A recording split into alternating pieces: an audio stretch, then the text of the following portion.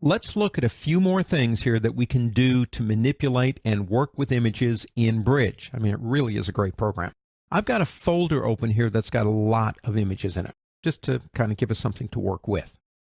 What if I'm looking for something in particular, and I'm not sure about keywords or anything, but I know the name of it. I know these are all named sequentially. But let's come down here. I do have one called 4360. So let's go way back up here again. All you have to do is begin typing that number in. Watch. 4360.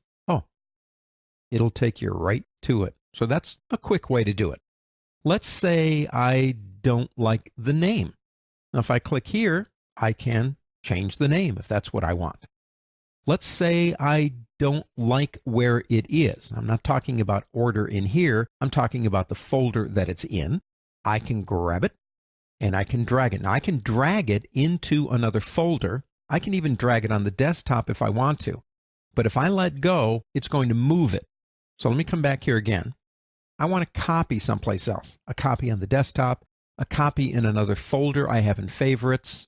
So what I do is I hold the Alt key. That's the Alt key in Windows, the Option key on a Mac, and just drag it. You get the plus sign. Now, if you want more than one, Shift click or Control Command click, get a whole bunch of them, and you can do the same thing. So we can move them, we can rename them, we can find them. What if you don't want it anymore? Andy, that's a horrible photograph right there. I don't want that photo anymore. Press delete. Now that's delete on a Mac, backspace in Windows, and you will be treated with that. Do you want to delete it or just reject it? Put the reject on it. Now if you say delete, it's going to take it into the trash. In the trash can, it will still be there for you, but there is an undo to this. If you delete something and go, boy, I wish I hadn't deleted it, you can go to the word edit and select undo, and it will undo even a delete if you've done it. But if you've forgotten and close Bridge down, don't forget it would still be in your trash can if that's something you wanted to do. Now, one of the other things that I love about working in Bridge is being able to rename things in a batch. Well, for example, all of these photos were taken on the Coast Starlight, which is an Amtrak train that goes from Los Angeles up to Seattle. If you ever get a chance, go on the Coast Starlight and do the one from Los Angeles to Seattle. Beautiful scenery, beaches and oceans, all kinds of great stuff. Anyway, I've got a lot of photos, but I don't want them named DSC, and that's my D3's naming convention, okay? I want them Coast Starlight and then numbered from 1 to whatever. So I'm going to select everything, Command-A on a Mac, Control-A in Windows, go up to the word Tools on the pull-down menu, and go to Batch Rename. Now, I'm going to rename in the same folder. You don't have to. You can move them or copy them. The new file name will be text. The last one I did was Hawaii. And it's going to be called Coast Starlight. I suppose I could put Amtrak in there too if I wanted to. Sequence will start at 1. 4 digits gives me up to 9,999.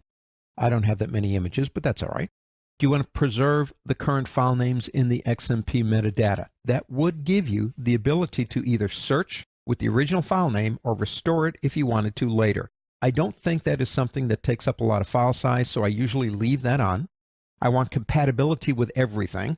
Since I'm working on a Mac, that's grayed out, but I want Unix and Windows. And it's telling me what it's going to look like right here.